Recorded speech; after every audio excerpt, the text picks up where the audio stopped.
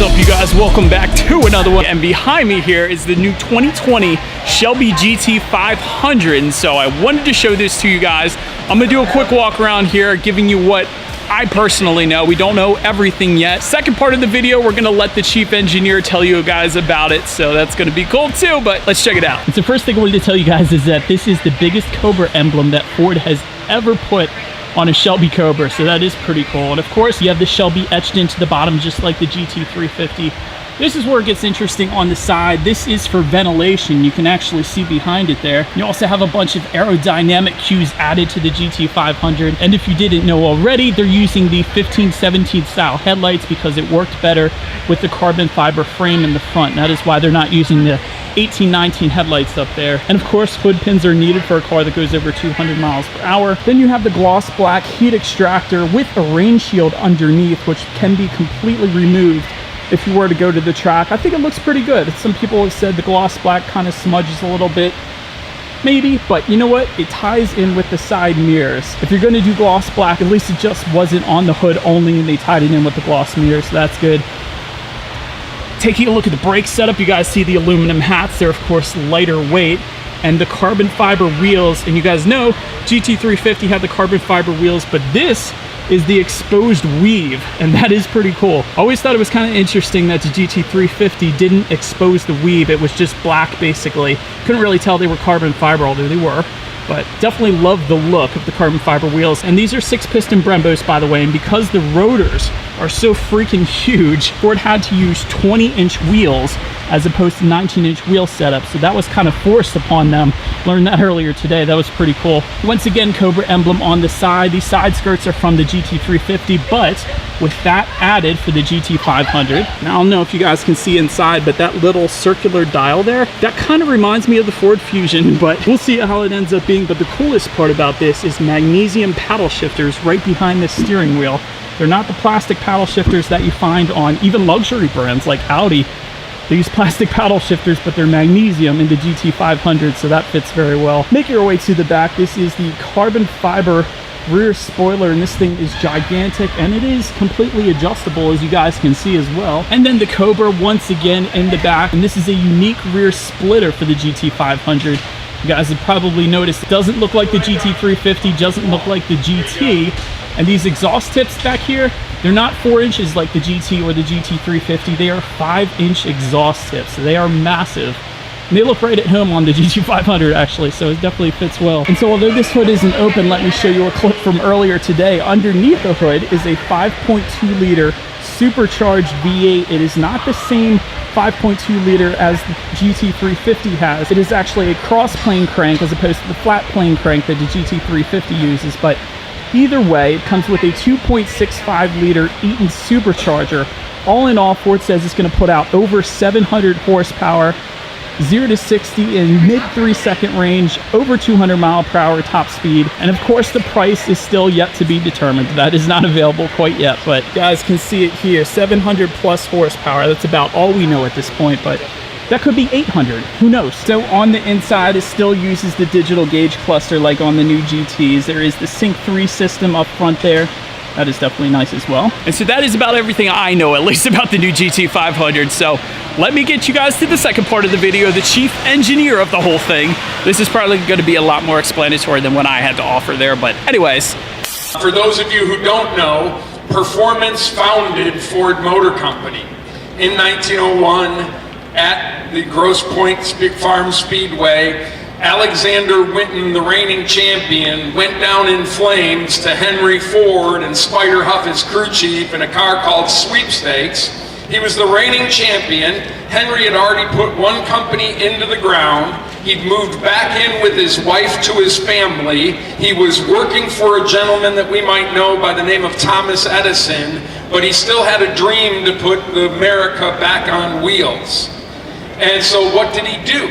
He took a car and wanted to prove it through performance to be able to get funding to start Ford Motor Company, or whatever ended up being Ford Motor Company. He won the race. He won the race through innovation and technology. His car was not faster, but it ended up being a little bit more durable on the dirt track that they were running on because of the stuff that he put around his firing mechanism. Today, what we call a spark plug, but that was one of his first innovations from performance that actually led to 3 investors coming out of the stands to give him the money and starting the company called Ford Motor Company 18 months later. So performance and car enthusiasts like you started Ford Motor Company, and on behalf of Ford, the Ford Performance team, and the Ford family, we want to say thank you. We really appreciate being here. This is my, I think, 18th Carlisle. I know Ford has been coming, we think, since about 1998, and we want to continue to be here every year. What we want to be able to do, though, is introduce the Shelby GT500. We are so proud of this. I don't know how much you know about the history, but when Mustang started and Lee Iacocca and the Ford Fairlane Committee came up with the Mustang as a white space car, one that wasn't out there before, as a touring car for the folks returning from the war who had more disposable income. Now, it wasn't initially a race car. So Carroll Shelby and his merry band of hot rodders took that Mustang in '65, made a GT350 competition model that we all call the R car now, and went on to win SCCA Production B in '65 and '66. Now you had Parnelli and the Boss 302s, you had the legendary IMSA cars. From that point in time, Mustang came not only as a road course car, but as a drag strip car.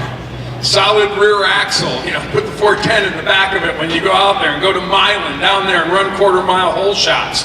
So the car that started out as a touring car became a performance vehicle.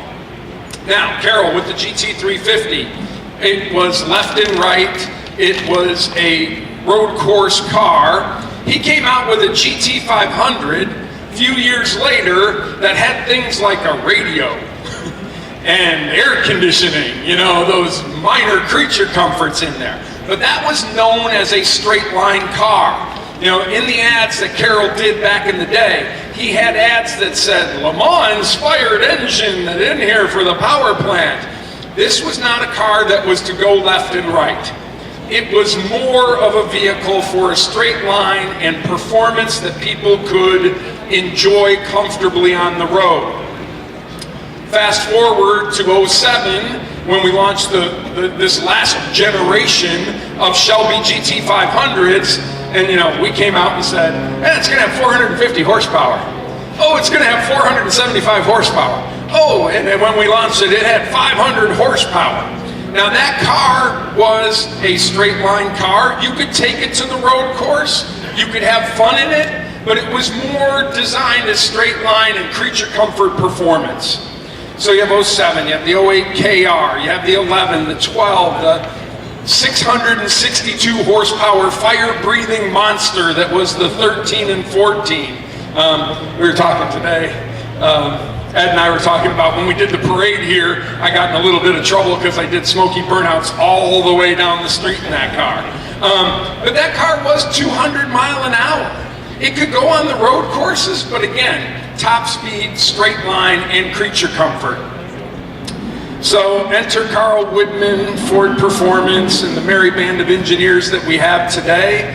And the 2020 Shelby GT500 is not your grandma's and grandpa's GT500.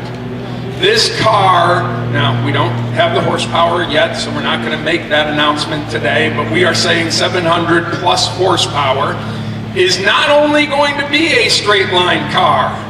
We're talking 0 to 60 in the mid 3s. We're talking sub 11 second quarter miles after you drive it directly out of your dealership and to the Milan drag strip. Sub 11s, and I can't wait till people actually get it to go out there and do that. So it meets its criteria of good creature comforts and a good straight line. However, it also happens to be the fastest production road course Mustang we have ever done. So not only does it go straight and fast, it is also a world-class road course vehicle. And here to tell you how the magic that happened in that GT500 is the Ford Performance Chief Engineer, Mustang Chief, Carl Whitman. Carl, can you tell them about the car? Absolutely, thank you, Jim. So as Jim said, there's a relatively large team that actually puts together vehicles like this, and it's my opportunity today and honor to represent that team who are still working on the car. I'll be flying out to Arizona on Monday to do the final calibration work for the transmission. So when you think about this car, what we want to accomplish with it, you can think about it a couple of different ways, right? It has to be the pinnacle of the Gen 6 Mustang. So the best of the best with the independent rear, the new front suspension we have. You can think about it also from what Jim was talking about on the heritage of the GT500. It's really putting a marker down in the pony wars, right? This has got to be the best of the best that the Mustang can bring forward. So it's representing not only Mustang and Ford Performance, but the entire identity of the Mustang.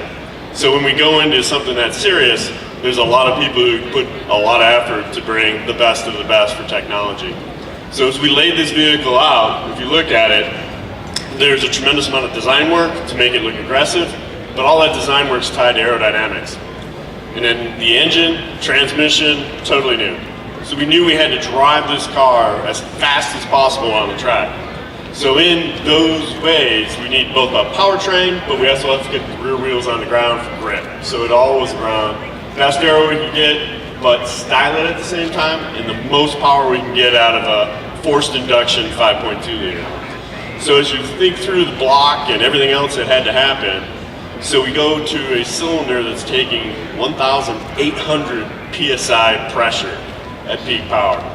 So in essence, the block we started with, which we love in the GT350, we had to tear it up, redo it, longer head bolts, more ribbing, bigger bearings, and we actually cascaded that back into the 19 Shelby. So the block itself had to be improved to get that strength we needed with that extra pressure. And the cylinder heads are all new and unique to the GT500, new valve train, new seals, new everything for cam timing. So totally new heads on it to get that maximum amount of power. And the real life breather of it is a 2.65 liter supercharger. And that's kind of crazy, right? So we sell an EcoBoost on the base program that's only 2.3 liters, and yet we put a supercharger on our 5.2 to then drive that horsepower and torque through the system. So that supercharger ends up at 12 PSI boost.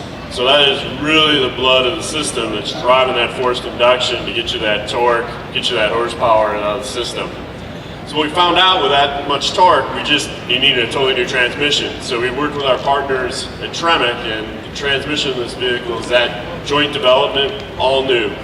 And it's a DCT transmission. So same general stuff we use on a transaxle in the GT program, but in this case it's not a transaxle, it's bolted to the rear face of the block.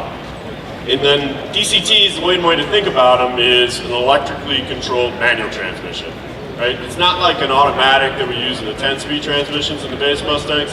It has the capability to drive torque immediately to the wheels, right? So we don't have to have any break in that action, but we can do it in 100 milliseconds. And that's key, right? To get that speed on the road course, we need to go from gear to gear to gear as quick as possible and not lose any torque. So not only we needed a new transmission for an upgrade to handle all the torque to the wheels, because a lot of things we do on Mustang is we're really driving the maximum amount of torque to the wheel, right? We want the power and the torque at the wheel, not just advertisable. So the totally new Tremec transmission, a DCT, gives us that capability to then have the right gear in and out of the corner rapidly as we use either track setting, but it also we can change that setting as we go to drag, and we give you the maximum amount of torque as you go through a drag in a straight line. And so that ability with an electrically controlled system to set up that power for your event and get the best times possible just driving it out of the dealership. So that integration of the powertrain is key. And then we had so much torque, we actually had to put a carbon fiber drive shaft in, so that's new for the vehicle. All new bigger half shafts, which is amazing that my Mustang team can create even bigger half shafts every time we do a vehicle. And then when you get to the tires, you'll notice we got a huge 20-inch tire, and that's to drive the track capability. So we have so much torque in the system now, and we want to be track capable, the tire itself becomes a limitation. just having the grip on the straightaway to get up to 170 on the straightaway, but be able to hold that grip as you come into a turn. Axle, again, it's a torsion differential, very familiar with everybody here, you know, bulletproof, that's why we put it in. So when you look out to the wheel ends, we got all new arms, right? So we had to actually get packaged for a slightly bigger brake, slightly bigger wheels and tires. So again, unique arm setups for the GT500, again, different again from the 350. And then we look at the brake system. One way to think about it, the front brake is 16.5 inches. There's 1965 Mustangs out here today that their entire tire isn't that size. And why that came about, and if people drive 350s, I mean, you don't fade the brakes on a 350, but we've had to upsize the brakes on this vehicle to have that same performance of no fade, so you can get an idea how much faster we're going on the track, that we need that increased capability of braking as we go into it. Again, 6-piston fixed calipers from Brembo, still the SHW where we have the aluminum center, iron on the outside, right? Just getting the weight down, but also getting more brake capability. So that's why we have a 20-inch wheel. The 20-inch wheel was driven by the fact we're too fast on the track, we needed bigger brakes, so we actually went to 20s from 19s. So that's kind of the evolution as you go through the chassis. And then what was really fortunate with us is we've been working with Billy Johnson extensively in the development of this vehicle. Again, it's so capable, we want to have a professional driver driving at various tracks with us. And what we're able to do with that, it helped us really give that electronic tuning for both the engine, transmission, gear selection, our ABS brake controls. We got all new software for that, and that gives us the ability to trail brake this vehicle with its amount of power. And then from the MagneRide system that we've been using both on the base Mustangs and on the 350s, we got a lot of big partnership with that supplier called BWI, that we actually got new algorithms with that, and then we can change the setup of that car 1,000 times per second, right? So as you go through the different modes of normal, sport, track, they all give you that different capability of, hey, I'm gonna choose this selection to be this stiff as you go into a turn. We're measuring ride height sensors at each corner. We're measuring your G's, right? We're measuring your pedal position. And we'll decide how to set up that shock electronically to really give you a flat, planted feel. So you won't get roll like on the 13 or all those other things as you drive into the corner at that speed. We can basically hold the vehicle up with that technology. So it's the integration of it is really what we'll spend the time on in the engineering, that we can actually make sure we get the maximum amount of performance out of the vehicle. And I'll say I'm kind of over budget on track time for the last 2 years, quite extensively. But that's really what my team does. They live on the track, they'll drive on the track, and then we bounce it off our partners in motorsports to make sure that it's an intuitive vehicle to drive. And then if you get into the styling, there's a lot of love in the details, right? And we do that way up front nowadays, right? So it's all done in the computer or our analytical processes. So when it comes to the appearance of it, all that detail doesn't look chunky. It all looks fluid. And the only way you can accomplish that, we have a dedicated studio team in Mustang, that's probably their 4th Mustang they've worked on. We have a dedicated aerodynamics team. This is probably their 4th Mustang. And that partnership we have as we do these Mustangs between the aerodynamics teams and the studio teams can create what is, 50% more airflow through the coolers and twice the front opening of a GT350, but it comes out as it's all fluid. Motion looks like it's moving when it's standing still. And that's all unique from the A-pillar forward to accomplish that task to match cooling capability and downforce. We're always trying to balance that out to actually flow more air into the cooling system to keep you endurance on the track, which is also key to a Shelby, but also give you that downforce so as you go into a curve or you go over a hump, you still have confidence that that vehicle is going to hook up. And that's a lot of why we have a relatively large heat extractor on the center of the hood. Basically gives you the ability as you pop out a rain tray, it's that decision if you want these going through or if you were at the track, and that was our solution between those two things. You pop that out and it basically gives you more cooling capability because you're flowing through the radiator for air, and it actually takes a lot of that downforce into the front end. And then you can balance it out at the back. We sell an optional wicker on the rear spoiler. So in general, that is how we accomplish what is the fastest Mustang on a track. We have the most powerful Mustang we've ever created that's street legal. And the only other stuff, if you look on the interior, again, as Jim said, a lot of what the GT500 is no compromise in straight line, no compromise in track performance, and then no compromise on the interior creature comforts. So again, we brought over the digital cluster that's been successful on the base Mustangs. So now these are standard with a digital cluster with all that interface that you've come used to, where you can change the track modes, do track apps, and just have a real clean interface as you're driving on the track for what's really going on for speed and RPM. Okay, Jim, where'd you end up? Oh, Carl. So what do you think of what Carl and his engineering men and women of Ford Performance have done? Pretty good? I know Carol for sure would be impressed. We have the keys? Yep. We have the keys. I know Carol for sure is looking down and is impressed with what we've done here. But I would rather the car speak for itself. So Carl's going to take it through the various exhaust modes, and you can hear this unique Shelby Mustang roar. Go ahead, Carl. Good neighbor. That's the good neighbor. So for people in your neighborhood who yell at you for having too loud of cars and you're starting it too early on a Saturday morning.